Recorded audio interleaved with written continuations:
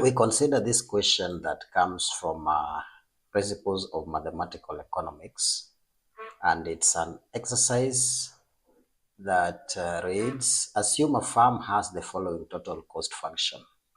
That total cost is equal to 10x squared, 10q squared minus 25q plus 150. Specify the bounds of output and price for the function. But B, find the break-even points of output if the market price is $55. But C, find the profit maximizing level of output and show that it is the average of the two break-even points in part B. D, find the price and output when the total revenue line is tangent to the total cost curve. But E, show that the market equilibrium price and the firm's output in the long run are the same as in part D. So straight away, we consider what the solution is. Well, we consider the question as we have seen. So assume a firm has the following total cost function. So I will say total cost function is given by 10q squared minus 10q squared minus 25q plus 150 plus 150 plus 150. That is the total cost function. That is the TC function. Now specify the bounds of output and price for the function. Specify the bounds of output and price. So it means we need to specify the bounds for Q and P. Bounds for Q and P. And then we see this is T. C is equal to 10Q squared minus 25Q plus 150. So to determine the bounds of output and price, we need to analyze the behavior of the total cost function. So the total cost function as given is a quadratic function. So what we need to see is that it is quadratic in the sense that a quadratic function is a function that is of the form of such powers. So we see first power is power 2, then power 1, then power 0. It reduces as such. So that's this form. It's a quadratic function. But now we want to know what is the shape of this function. Even if we drew this function, how does it look like? Then by inspection and this, you'll get to know after a lot of practice. You'll know that whenever you have the coefficient of the higher power, that is the squared part, being positive, then it means that that curve will be a U-shaped. The curve should be a U-shaped. So we say that is a quadratic function, and since the coefficient of Q squared is positive, it represents a U-shaped cost curve, which is common in firms' cost structures. With that, so what we would then say, suppose you drew it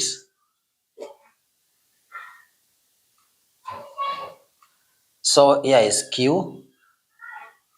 So this could be, this is cost, yeah?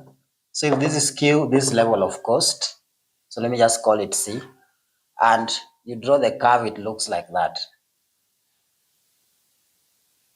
And you see, this is typical of most structures, most farm structures, because we would have here optimum, what we refer to as optimum output with the least cost. With the least cost, that's what I would have. So it would then mean that This firm, as it expands output, it reduces costs. It reduces costs. So that means it is enjoying economies of scale this end. It's enjoying economies of scale this end. But then immediately we produce output which is beyond, say, if I may call this output Q naught. So the moment you produce output beyond this, you see that your cost starts rising again. So this end will represent these economies of scale. So that's the kind of, that's the shape of the cost function that we have. So we say, bearing in mind this, we say there are no specific bounds for Q from the function itself. Because if you look at this function, what does it tell you about Q? Does it tell you that Q, the highest value that Q can get to? No. You can continue substituting for values of Q infinitely. So the only condition we can have for Q is that Q should be greater than or equal to 0, because you cannot produce negative units of output. So that is one. Then the price in the market, the price in this particular market would depend on the demand side of the market. So I think again now we are if this is how the cost, if this is how costs behave in that farm, then we are tempted to imagine that it's operating in an industry which is close to a perfect, that's a perfect market. So it's operating in a perfect market. So what we would say, the price in the market will depend on the demand side of the market, which means the price, the farms in that market are price takers, because prices and quantity to produce are dictated by the forces of demand and supply. So, however, for the farm to stay in business, the price must at least cover the farm's average cost in the long run. But the exact price bounds would depend on additional market conditions. So what we are saying is that if we were to give bounds, if we were to define bounds for the price from here, because we know that total revenue is equal to price times quantity. And that implies that price is equal to total revenue over quantity. Yeah. So if this is the total cost function, and we see that it can go indefinitely, as we see, you can increase the values of Q as much as you want, then the same can be said about total revenue. So it can increase, but then the bounds of the price will now be defined by the forces of demand and supply in that particular market. Okay.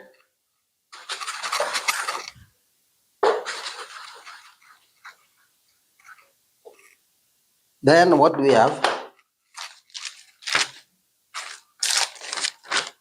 Find the break-even points of output if the market price is 55. If the market price is 55, so you want a break-even point of output. Part B, break-even will occur at a point where total revenue is equal to total cost. But we are told that find the break-even points of output if the market price is 55. The market price is 55. But then we see that but TR is given by PQ.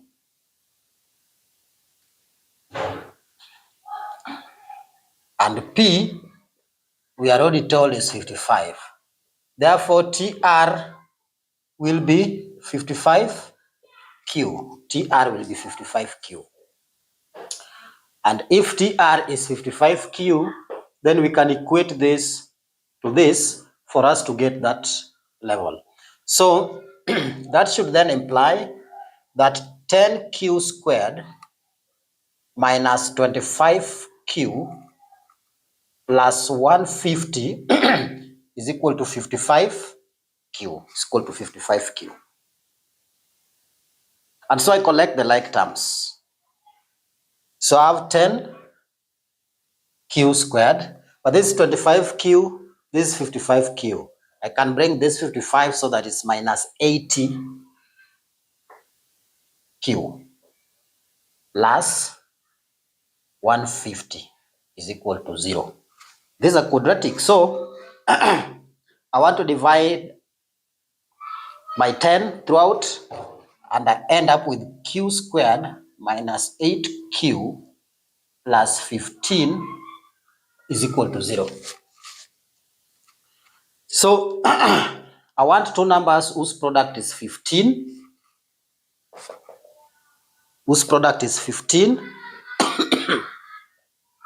and sum is minus 8. That has to be minus 3 and minus 5. So I have here Q squared minus 3Q minus 5Q plus 15 is equal to 0. So I can factorize Q so that I have Q minus 3. Here I have minus 5 into Q minus 3 is equal to 0.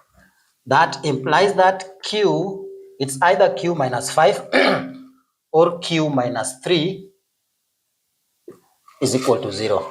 Therefore, Q is 3 or 5. Q is 3 or 5. So that is what we have. Q is 3 or 5.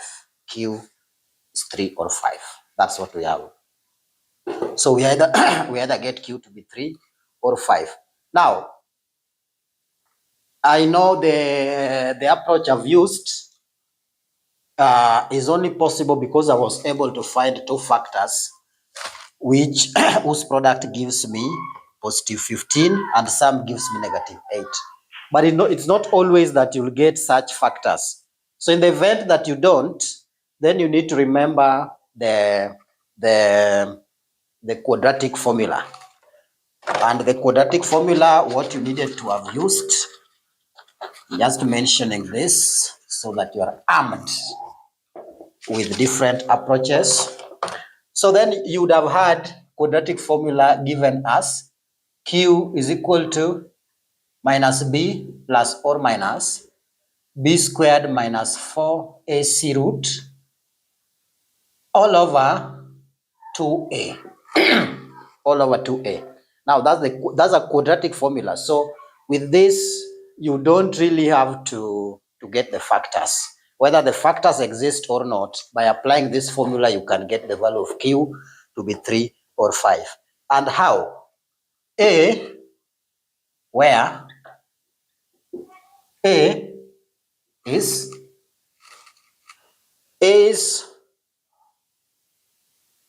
because this is the equation. A is 1,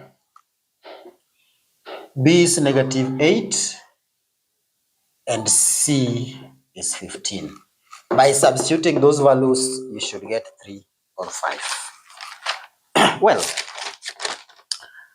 find the profit maximizing level of output and show that it is the average of the two break-even points in part B. Show that it's the average of the two break-even points. Let me continue from here. So we said that profit, that is part C. If we let this be profit, let that be profit, then profit should be defined by total revenue minus total cost. Total revenue minus total cost. But then our total revenue is 55 minus Q. So at profit,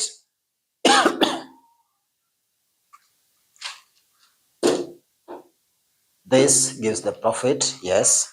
But then our question requires us to find profit maximizing level of output. Now, profit maximizing level of output can only occur in one instance. So the condition we need is that marginal revenue should be equal to marginal cost for us to define the profit maximizing level of output for this particular farm. So what do? I will, I think I don't need this. Don't need this now.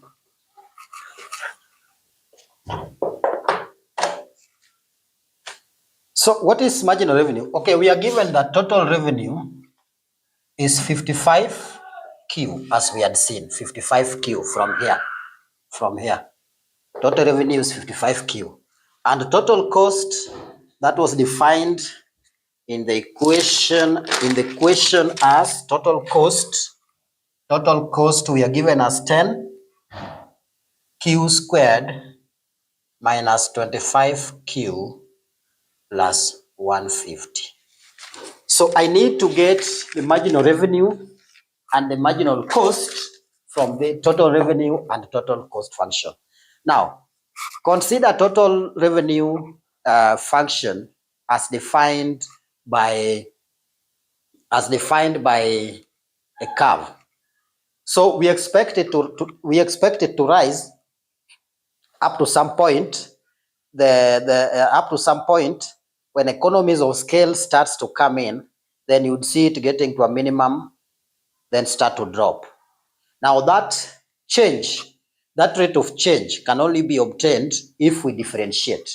So we get the derivative of total revenue, which will give us marginal revenue, and we get the derivative of total cost function, which should give us the marginal cost function. So this should imply that MR, which is D of TR dQ, will be given by 55. It's now 55. And MC, which is D of TC dQ, should now be given by, so this is a little interesting, it will be 20Q minus 25. 20Q minus 25. That's what we have to be the marginal cost. So we have marginal revenue being 55 and marginal cost being 20Q minus 25. Now, we should be knowing how to differentiate, and that's exactly what I've applied there. So for those who need to be reminded,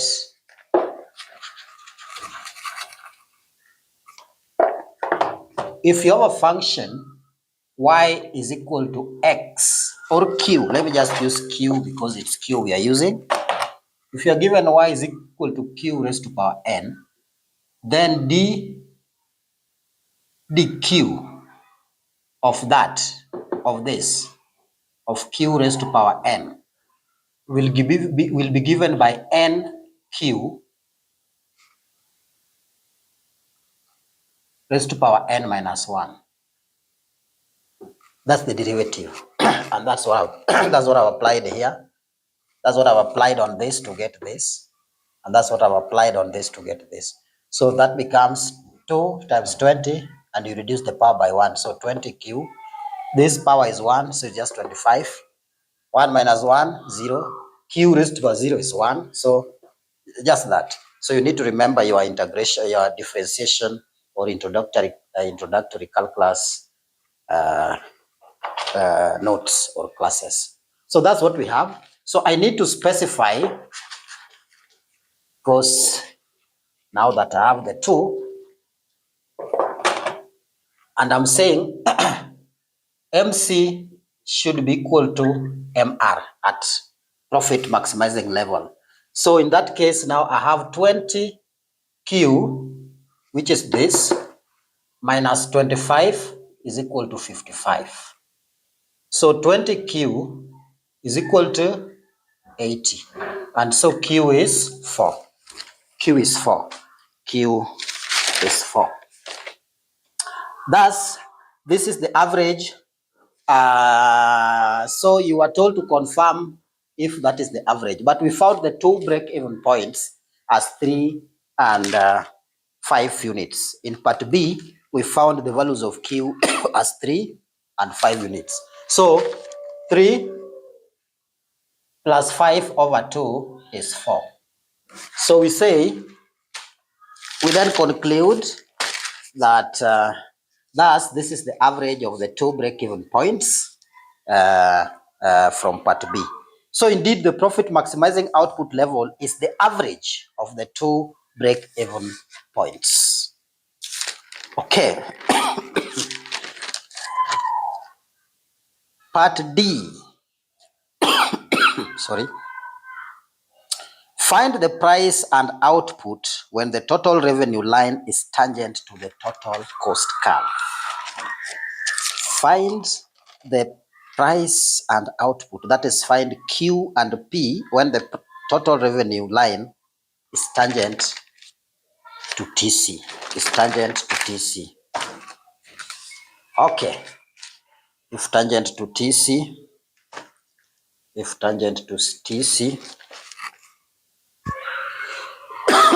so if this is this, I can grab this.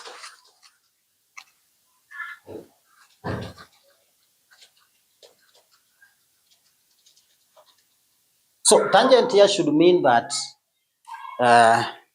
which one is tangent to which one?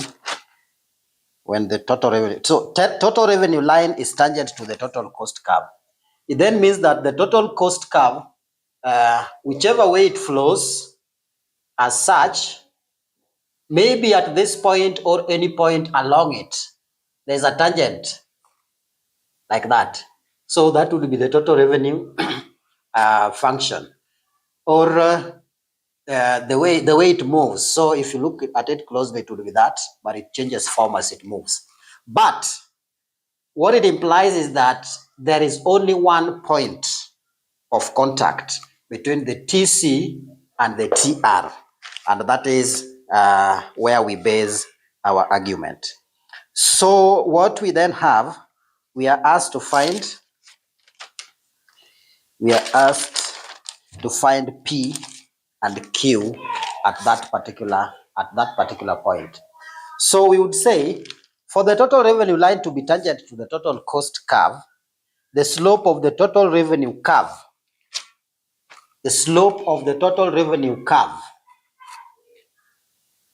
total revenue curve is this, but this is the slope. The slope of the total revenue curve must equal the slope of the total cost curve. So it means that at that point, that gradient or that slope, that rate of change, if it's at that point, then that rate of change is common to both the TC and the TR. It will be common to them. So we also know that at the point of tangency, profit is zero. At the point of tangency, profit is zero. Profit is zero because profit is given by TR minus TC. But you see, in this case, TR is equal to TC, implying that profit is zero at the point of tangency. Meaning the firm is breaking even. So firms break even when TR is equal to TC. That's what we say. So it means there is no economic profit at that, zero economic profit at that particular point. Then we say, from part B, we know the break-even point at Q is equal to 3 and Q is equal to 5. And the average of this is 4. So this is the point where TR is tangent to TC. This is the point where TR is tangent to TC. So the price at this level of output is P is 55, because we are told the market price is 55 and Q is 4. And Q is 4. So P is 55 and Q is 4. And Q is 4. So that's what we have. Then part E, show that the market equilibrium price and firm's output in the long run are the same as in part D. Are the same as in part D. So what we can say is that we know that Q is 4 and MC equals MR, which is also the break-even point. So therefore, in the long run, the firm's output will still be Q is equal to 4 and the price will be 55, which is the same as in part D. Thus, P is 55 and Q is 4. So I think that answers the question, and I would just urge you to take your time and follow through. There's a lot of differentiation involved, and differentiation comes in simply because we are considering the rate of change. That rate of change is what we define by the slope. And so when we talk about total revenue, the slope of that total revenue is the marginal revenue. The slope of the total cost is the marginal cost. So at the point where we maximize profit, the value of Q and price should obey the equation MR is equal to MC. So up to that point, see you in my next video.